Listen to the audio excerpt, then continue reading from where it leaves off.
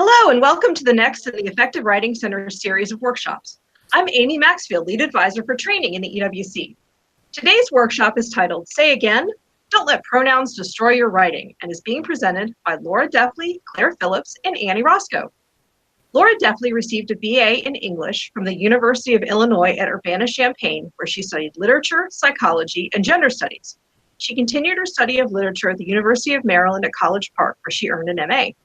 Laura has worked at both of her alma maters as well as at New York University.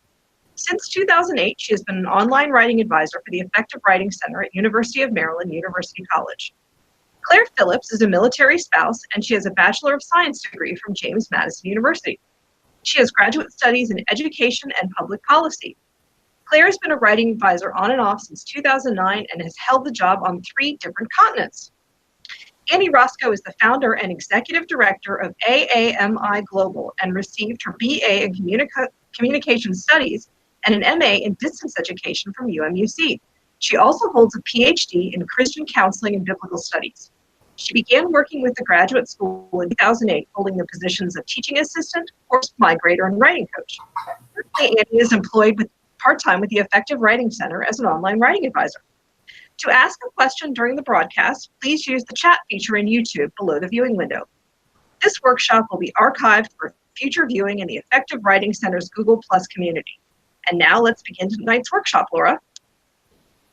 Thank you, Amy, for the introduction. To start us off, Claire is going to define what a pronoun is and give us an overview of pronoun agreement. Hi, everyone. I'm Claire, and today I'm going to go over what pronouns are and how to use them in your writing. Generally speaking, pronouns are words that take the place of nouns in a sentence. We use them as a sort of verbal shortcut to make sure our sentences aren't overloaded with repeated nouns. So here's an example of what I mean. Listen to this sentence. People loved watching Michael Jackson perform, especially when Michael Jackson did the moonwalk. Immediately you notice that this sounds kind of odd. Listen to what happens when we use a pronoun. People loved watching Michael Jackson perform, especially when he did the moonwalk. The word he is a pronoun. It replaces the noun Michael Jackson. There are lots of kinds of pronouns. Don't get overwhelmed.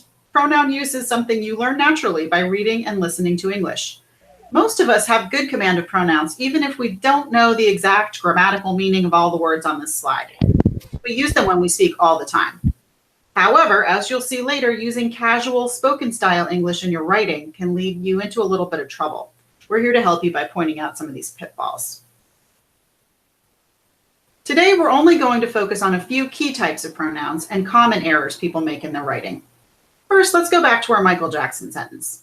We already mentioned that the word he is a pronoun, and we know that pronouns take the place of a noun.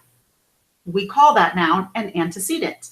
You can remember that because the word antecedent refers to something that comes before. In this sentence, the noun Michael Jackson comes before the pronoun he. Now that we know what pronouns and antecedents are, let's talk about personal pronouns, one of the most basic pronoun forms. Here are the personal pronouns.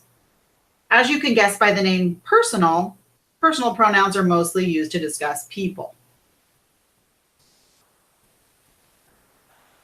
As you can see on the table, there are lots of different personal pronouns, so how do we know which one to use? The pronoun must agree or match with its antecedent in gender and number. In our Michael Jackson sentence, we use the pronoun he, which as you can see is a masculine singular pronoun because Michael Jackson is one man. At the bottom are some sentences that would use different pronouns for different antecedents. As you can see, you need to match the pronoun you use with the antecedent it's replacing. So once again, the pronoun should reflect the antecedent's gender and number. Here's one more important note on personal pronouns. Generally speaking, and there are certainly exceptions, you want to avoid using first and second personal pronouns in academic writing. It can lend an overly personal, subjective tone to your work that you want to avoid, especially when writing research papers. You want to sound unbiased and objective in most academic writing, so leave the I's and U's out of your work. As I mentioned before, sometimes our habits of speech can get us into trouble in our writing, especially academic writing. Academic writing should highlight your intelligence and your grasp of the topic at hand. And let's be honest, you can't do that using casual spoken English, especially if there are grammar errors getting in the way. So here are some common errors students make when using pronouns in their writing. They have missing antecedents, unclear antecedents, and antecedents in the wrong place.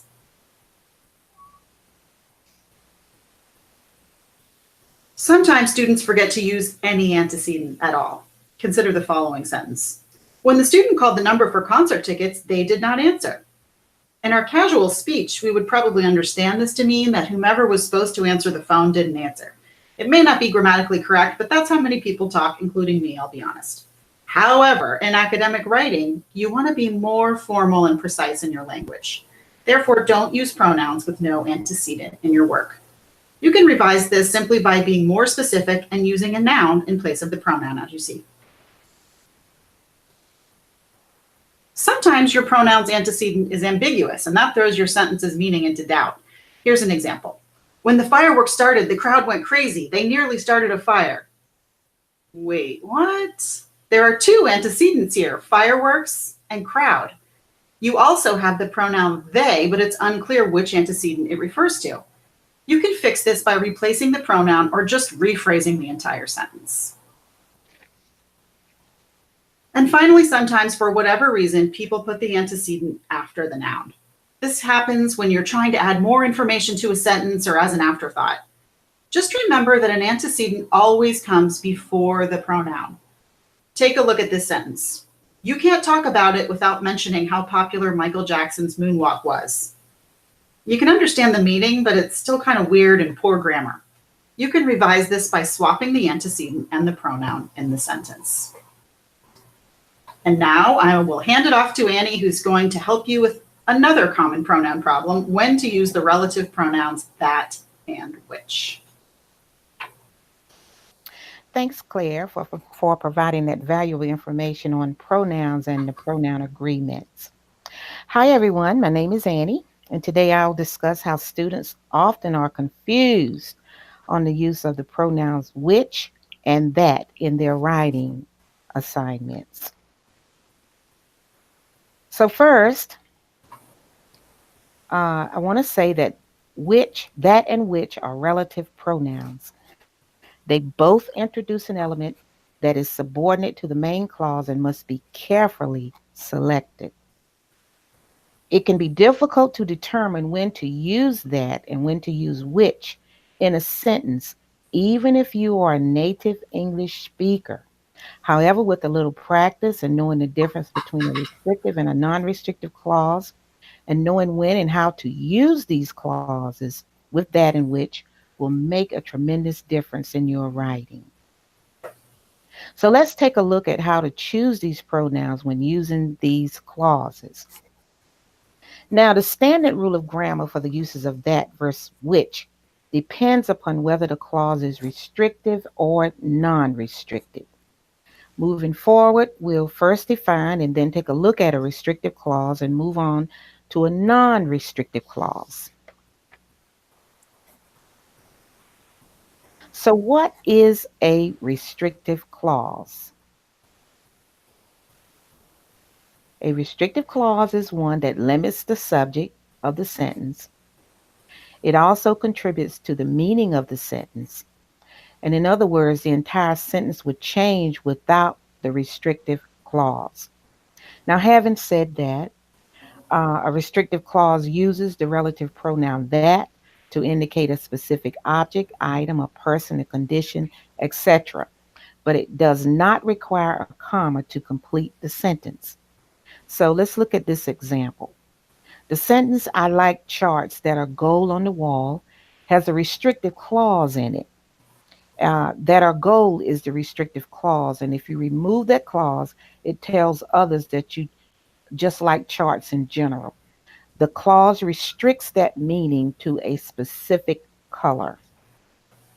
Another example would be the cards that worked well in the first experiment were not useful in the second experiment. Again, we see the restrictive clauses that worked well. If we remove the clause, the meaning of the sentence changes, and the clause restricts the meaning to specific cards that were not used. Now let's take a look at a non-restrictive clause. A non-restrictive clause, as you can see from the illustrated slide, it uses the relative pronoun which and adds information to the sentence. There's always additional information added to the sentence in a non-restrictive clause. An example of this would be looking at this sentence. Let's just say, I like charts which are gold on my wall to brighten the room. I'll read that again. I like charts which are gold on my wall to brighten the room. This has a non-restrictive clause in it, which are gold. Removing the clause does not change the meaning of the sentence, but simply adds additional, and notice that it uses two commas to separate the clauses. And a non-restrictive clause is also used with one comma depending on the sentence structure. For example, the recording studio turned out to be a plain house, which came as a surprise to the artist. This sentence uses the relative pronoun which as a subject of the non-restrictive clause. Again, additional information is added, and removing the pronoun which does not change the meaning of the sentence. Therefore, the use of one comma is correct. Another example of using two commas, the icon climbed to the top of the chart, which is the company's high peak to water the growth spurt. Here again, the illustration of the non-restrictive clause, which is the company's high peak, is provided as additional information. And we wrap up with things to remember. Use relative pronoun that for restrictive clauses, those that are limited without a comma. You will use the relative pronoun which for non-restrictive clauses, those that add additional information, placing the commas in the appropriate area. And now that we have discussed a few examples of the use of that versus which and their restrictive and non-restrictive use, I'll pass the next segment on to Laura. Thank you, Annie, for that discussion of relative pronouns, particularly the dangers of this and that we need to guard against. Now I will be explaining another area where the students often have problems: subject-verb agreement. Your subject can be a noun or pronoun. The important thing is to pay attention to whether it is singular or plural because it determines how you will format the verb. In present tense, a regular verb following a singular subject should have an S after it. Please note that irregular verbs will not necessarily use the S, so please review verb conjugations. If a subject is plural, a regular verb should not have a S at the end of it. Subjects and verbs are considered to be in agreement when the verb has been formatted correctly based on whether the subject is singular or plural. When the verb has been formatted incorrectly based on the subject, it is considered to be a subject-verb agreement error. You have two options when fixing a subject-verb agreement error. You can change whether the subject is singular or plural. Alternately, you can change how the verb is formatted. When pronouns are incorporated into sentences, the beginning of the sentence may be correct with the subject agreeing with the verb, but the pronoun may not agree with the subject, which makes it also disagree with the verb. One very common error that we see a lot at the EWC is that students begin a sentence with a singular subject, but they use the plural pronoun there to refer to it later in the sentence. The best way to avoid this error is to make the subject plural, so you do not have to worry about gender, since many people find using his or her to be clunky, even though it is correct. If you decide to make a subject and verb plural to match the plural third-person pronoun there, please make sure to change other nouns in the sentence as well. For instance, in the example, the student would need to put a S to the end of computer to make it agree with the rest of the sentence, because it is unlikely that all people that need to secure their computers are using the same one. The strategy to make the information in a sentence plural works well when the students are providing general information. However, when discussing specific information, it will be necessary at times to use a singular subject. In that case, students can decide if they wish to use pronouns or to revise the sentence. In the example on the slide, the student has been tasked with writing about the fictional cybersecurity company TechSafe. The student can use the correct third-person pronoun for a company. Alternately, the student can revise the sentence to remove the to be verb in order to make the use of the pronoun unnecessary. As you can see, there are a few key strategies that can help you to master pronoun usage. With a little practice, you will eliminate these errors from your writing. Does anyone have any questions?